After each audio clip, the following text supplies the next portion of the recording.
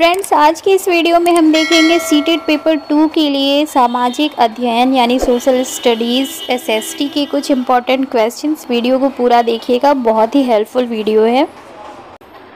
तो चलिए शुरुआत करते हैं अपने पहले सवाल के साथ। हमारा पहला क्वेश्चन है, समाचार चैनल पर विज्ञापन का मूल्य निर्भर होता है। ऑप्शन है कंपनी क्षेत्र पर, चैनल की लोकप्रियता पर, दर्शकों की मांग पर या फिर बड़े व्यापारिक घरानों पर।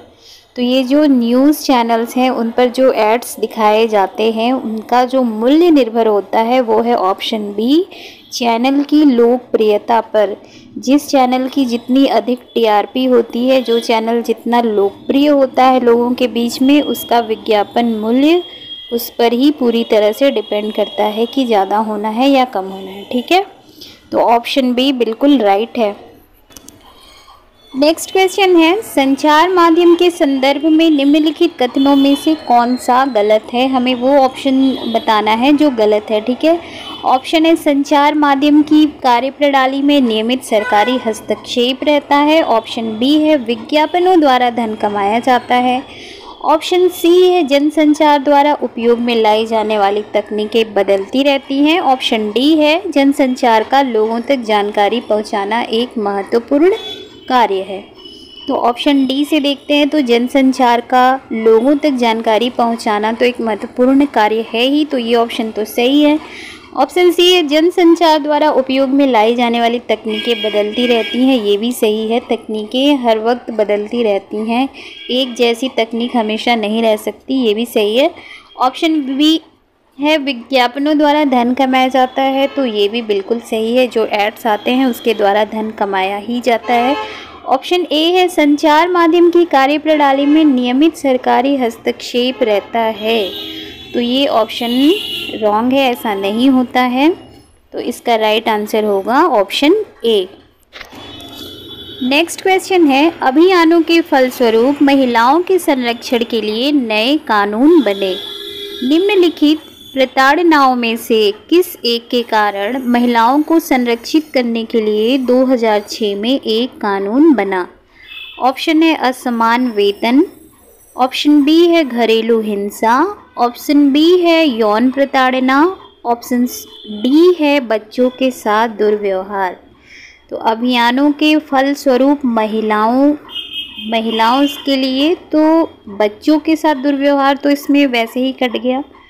यौन प्रताड़ना ये भी नहीं है, असमान वेतन ये भी नहीं है, और ये जो है ये कानून बना था 2006 में, ये घरेलू हिंसा के लिए बना था। ठीक है, घरेलू हिंसा जो औरतों के साथ होती है, बहुत ही बुरी कंडीशन थी जब ये कानून बना था। उससे पहले बहुत सारे लोगों ने इसे झेला है, घरेलू हिंसा। शादी के बाद ससुराल वालों का दहेज के लिए या फिर किसी बात के लिए प्रताड़ित करना, मारपीट करना, मानसिक शारीरिक रूप से उन्हें परेशान करना। तो महिलाओं को संरक्षित करने के लिए 2006 में ये कानून बना है घरेलू हिंसा। ठीक है, घरेलू हिंसा से, और ये बहुत ही अच्छा कानून है। इससे घरेलू हिंसा रुक तो नहीं गया, लेकिन फिर भी बहुत कम हुआ है, और लोगों में डर भी है कि घरेलू हिंसा के लिए कोई कानून है, इसलिए लोग डरते भी हैं घरेलू हिंसा करने से, और औरतों में एक हिम्मत भी है। ठीक है, तो इसका ऑप्शन बी। नेक्स्ट क्वेश्चन है, निम्नलिखित कथनों में से कौन सा कथन लोकतंत्र के संबंध में गलत है। ऑप्शन है लोकतंत्र में लोग लिए गए निर्णयों पर प्रश्न उठा सकते हैं।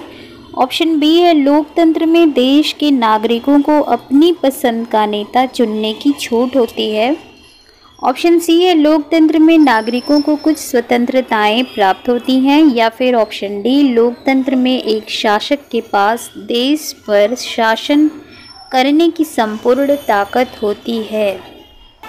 तो चलिए ऑप्शन ए से शुरू करते हैं। लोकतंत्र में लोग लिए गए निर्णयों पर प्रश्न उठा सकते हैं, बिल्कुल उठाते हैं। अगर किसी का केस जो है कोर्ट में चल रहा है, जज ने कोई फैसला किया है, तो लोग प्रश्न उठाते हैं ना, फिर हाई कोर्ट जाते हैं, सुप्रीम कोर्ट जाते हैं। राजतंत्र की तरह नहीं है कि राजा ने जो निर्णय लिया वो आपको मानना ही मानना है। तो ऑप्शन ए बिल्कुल नहीं। ऑप्शन बी है लोकतंत्र में देश के नागरिकों को अपनी पसंद का नेता चुनने की छूट होती है। बिल्कुल है, हर कोई वोटिंग करता है, 18+ जो भी है वो वोट देता है, अपने पसंद का नेता चुनता है। कौन सा नेता उन्हें पसंद है वो चुनने की उनके पास पूरी आज़ादी है। ऑप्शन सी है लोकतंत्र में नागरिकों को कुछ स्वतंत्रता प्राप्त होती है। हाँ, बहुत सारी स्वतंत्रता प्राप्त ही है। ऑप्शन डी है लोकतंत्र में एक शासक के पास देश पर शासन करने की संपूर्ण ताकत होती है। ऐसा बिल्कुल नहीं है, अगर ऐसा हो जाएगा तो वो लोकतंत्र नहीं बल्कि राजतंत्र हो जाएगा, क्योंकि चाहे वो प्राइम मिनिस्टर हो, चाहे वो प्रेसिडेंट हो, चाहे वो जज हो, वो उनके पास इतनी ताकत नहीं है कि वो पूरे देश पर अपना शासन जमा सकें। ठीक है, पूरे देश पर शासन करने की संपूर्ण ताकत उनके पास नहीं है। तो ऑप्शन डी इसका राइट आंसर है। नेक्स्ट क्वेश्चन है, ग्राम सभा के बारे में निम्नलिखित कथनों में से कौन सा सही है? सही बताना है। ऑप्शन है ग्राम सभा सभी ग्राम पंचायतों को धनराशि के वितरण को नियमित करती है। ऑप्शन बी है यह जिले में सभी गांवों के सरपंचों की बैठक का स्थल है। ऑप्शन सी है ग्राम सभा का सचिव ग्राम सभा और ग्राम पंचायत की बैठक बुलाने तथा कार्यवाही का आलेख रखने के लिए उत्तरदायी होता है। या फिर ऑप्शन डी सभी ग्राम पंचायतों की विकास संबंधी योजनाओं का ग्राम सभा में पुनरीक्षण किया जाता है। तो इसका ऑप्शन सी बिल्कुल सही है, राइट आंसर है ऑप्शन सी। ये देखिए, प्रत्येक जो गांव होते हैं, जो ग्राम सभा होता है, उसका एक सचिव होता है, ठीक है, जिसकी नियुक्ति सरकार द्वारा की जाती है। सरकार द्वारा किसकी नियुक्ति की जाती है? सचिव की। ग्राम सभा का सचिव ग्राम सभा की बैठक बुलाने एवं बैठक की कार्यवाहियों का लेखा जोखा रखने के लिए उत्तरदायी होता है, जिम्मेदार होता है। तो इसका ऑप्शन सी बिल्कुल सही है। नेक्स्ट क्वेश्चन है, निम्नलिखित उद्योगों में से कौन सा सार्वजनिक क्षेत्र के अंतर्गत आता है? ऑप्शन ए है Tata iron and steel company limited. ये बिल्कुल नहीं है, सभी को पता है टाटा जो है वो उनकी प्राइवेट, ठीक है। Option B Hindustan Aeronautics Limited. Option C Sudha Dairy. Option D Maruti Udyog Limited. तो सुधा डेयरी, मारुति उद्योग लिमिटेड और टाटा जो है ये सार्वजनिक क्षेत्र के अंतर्गत नहीं आते हैं। तो ऑप्शन बी इसका सही है, हिंदुस्तान एरोनॉटिक्स लिमिटेड। चलिए देखते हैं हमारा नेक्स्ट क्वेश्चन क्या है। नेक्स्ट है, निम्नलिखित में से कौन सा तिब्बत का राष्ट्रीय ग्रंथ है? ऑप्शन है निर्वाण सागा, बुद्ध सागा, केसर सागा या फिर सिद्ध सागा। ये क्वेश्चन मैंने बहुत सारे, मुझे ध्यान नहीं है, कई सारे प्रतियोगी परीक्षाओं में जो भी मैंने दिए हैं उसमें ये बहुत बार मैंने देखा, ये क्वेश्चन बहुत बार रिपीट हुआ है। अब मुझे याद नहीं आ रहा है, टीजीटी केंद्रीय विद्यालय का शायद दिया था, उसमें था, सीटेट में तो ये कई बार रिपीट होता है। ऐसे ही कुछ ध्यान नहीं आ रहा, बट ये पता है कि ये क्वेश्चन भाई बहुत रिपीट होता है। तो इसका आंसर है केसर सागा, ठीक है। तिब्बत का जो राष्ट्रीय ग्रंथ है वो है केसर सागा। नेक्स्ट है, निम्नलिखित देशों में से किसमें स्थानांतरित कृषि को मिल्पा के नाम से जाना जाता है? ऑप्शन है ब्राज़ील, भारत, मलेशिया या फिर मैक्सिको। तो मैक्सिको में स्थानांतरित जो खेती होती है उसको कहते हैं मिल्पा, ठीक है। ऑप्शन डी इसका बिल्कुल सही। नेक्स्ट क्वेश्चन है, निम्नलिखित में से कौन सा भारत का परमाणु ऊर्जा संयंत्र नहीं है? ऑप्शन है पोखरण, कल्पक्कम, तारापुर या फिर नरौरा। तो ऑप्शन ए इसका बिल्कुल सही है, पोखरण जो है वो परमाणु ऊर्जा संयंत्र नहीं है। नेक्स्ट क्वेश्चन है, निम्नलिखित में से किसके उत्पादों को काला सोना कहा जाता है? ऑप्शन है तांबा, कोयला, सोना या फिर पेट्रोलियम। तो ऑप्शन डी बिल्कुल सही है, पेट्रोलियम। कोयला को काला सोना बिल्कुल भी ना समझिएगा, पेट्रोलियम है। और इसे काला सोना इसलिए कहते हैं क्योंकि ये इसको बनने में लाखों साल लगते हैं। ये हमारी धरती के अंदर से निकाला जाता है और बहुत ही सीमित, बहुत ही लिमिटेड है, इसलिए इसे बोलते हैं काला सोना। नेक्स्ट क्वेश्चन है, विश्व में भारत का सबसे ऊंचा सड़क मार्ग निम्नलिखित में से कौन सा है? ऑप्शन है उधमपुर श्रीनगर, ऑप्शन बी है ईटानगर पासीघाट, ऑप्शन सी है मनाली लेह, या फिर ऑप्शन डी शिलोंग सिलचर। तो इसका आंसर ऑप्शन सी है मनाली लेह। ये भारत का सबसे ऊंचा सड़क मार्ग है। और जो भारत की सबसे लंबी सड़क मार्ग है वो है NH-44, जो कि उत्तर में श्रीनगर से शुरू होते हुए दक्षिण में कन्याकुमारी तक है। ठीक है, तो इसका ऑप्शन नंबर सी बिल्कुल सही है, मनाली और लेह। नेक्स्ट क्वेश्चन है, अमेज़न बेसिन के संबंध में निम्नलिखित कथनों में से कौन सा कथन सही है? ऑप्शन है अमेज़न नदी basin Brazil, Peru, Bolivia, Argentina के भागों से अप्रवाहित होती है। ऑप्शन बी है अमेज़न बेसिन भूमध्य रेखीय प्रदेश में आता है। ऑप्शन सी है अमेज़न नदी भूमध्य रेखीय प्रदेश से होकर पश्चिम दिशा में बहती है। ऑप्शन डी है अमेज़न नदी डेल्टा का निर्माण करती है जो मैंग्रोव वनों से ढका है। तो इसका जो ऑप्शन डी है अमेज़न नदी डेल्टा का निर्माण करती है जो मैंग्रोव वनों से ढका है, तो ये बिल्कुल गलत है, क्योंकि अमेज़न नदी किसी भी डेल्टा का निर्माण नहीं करती है और जो मैंग्रोव वन है वो उष्णकटिबंधीय क्षेत्रों में है। ठीक है, तो ऑप्शन डी बिल्कुल रॉन्ग है। ऑप्शन सी है अमेज़न नदी भूमध्य रेखीय प्रदेश से होकर पश्चिम दिशा में बहती है, ये भी गलत है, क्योंकि अमेज़न नदी पश्चिम से होकर पूर्व की ओर बहती है। ठीक है, पश्चिम दिशा में नहीं बहती है, पश्चिम से होकर पूर्व की दिशा में बहती है। ऑप्शन ए है अमेज़न नदी basin Brazil, Peru, Bolivia, Argentina के भागों से अपवाहित होती है, यानी अपवाहित यानी उसकी तरफ बहती है। देखिए, अमेज़न नदी बेसिन जो है वो ब्राज़ील, पेरू और बोलीविया में तो बहती है, बट अर्जेंटीना के भागों में अपवाहित नहीं होती है, तो ये भी ऑप्शन गलत हो गया।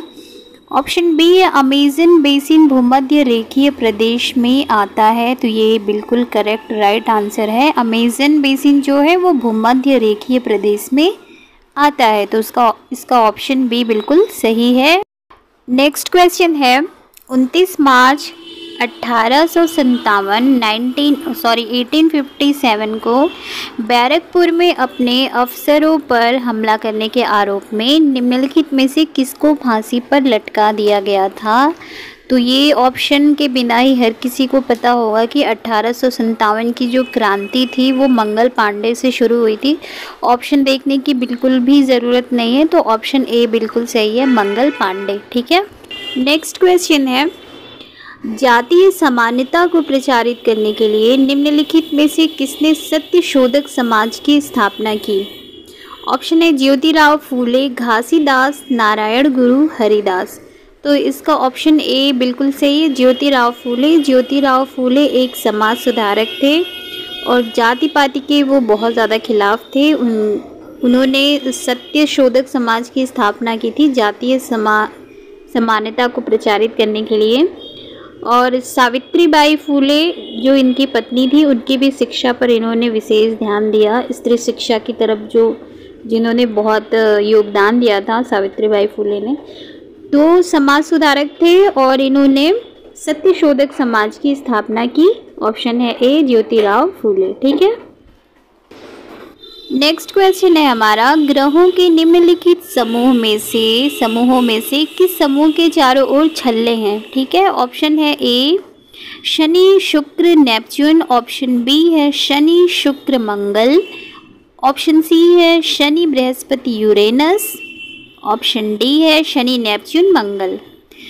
तो इसका ऑप्शन सी बिल्कुल राइट है, करेक्ट है, सही है। शनि, बृहस्पति और यूरेनस, इनके चारों तरफ ये इस तरह से गोल छल्ले बने हुए हैं। ठीक है, शनि और बृहस्पति और यूरेनस के चारों ओर छल्ले बने हुए हैं। ठीक है, तो ऑप्शन इसका सी बिल्कुल करेक्ट है। नेक्स्ट क्वेश्चन है, कुछ आरंभिक हिंदू मंदिरों में यानी एंशियंट टाइम में जब हिंदू मंदिरों में एक हॉल होता था जहाँ लोग इकट्ठा हो सकते थे, उस बड़े से हॉल में लोग इकट्ठा होते थे, इस स्थान को कहा जाता था, उस जगह को लोग क्या कहते थे? ऑप्शन है गर्भगृह। गर्भगृह नहीं कहते थे क्योंकि वहाँ गर्भगृह में तो भगवान की मूर्ति और प्रतिमा रहती थी। ऑप्शन बी है प्रदक्षिणा पथ, इसे भी नहीं कहते क्योंकि वहाँ इकट्ठे नहीं होते। प्रदक्षिणा पथ यानी कि चलते हुए चारों ओर घूमना। ऑप्शन सी है मंडपम। हाँ, तो इसका राइट आंसर हो जाएगा मंडपम। मंदिर के हॉल में जो एक मंडप होता था, ठीक है, मंडपम वो जगह होती थी जहाँ पे लोग इकट्ठा होते थे मंदिर के अंदर, उस जगह को बोलते थे मंडपम। ठीक है, बड़े से हॉल में बीच में एक जगह होती थी। ठीक है, सो फ्रेंड्स, आज के लिए सिर्फ इतना ही। मिलते हैं नेक्स्ट वीडियो में। अगर वीडियो अच्छा लगा हो तो please like, share and subscribe करना बिल्कुल भी मत भूलिएगा। Thank you for watching.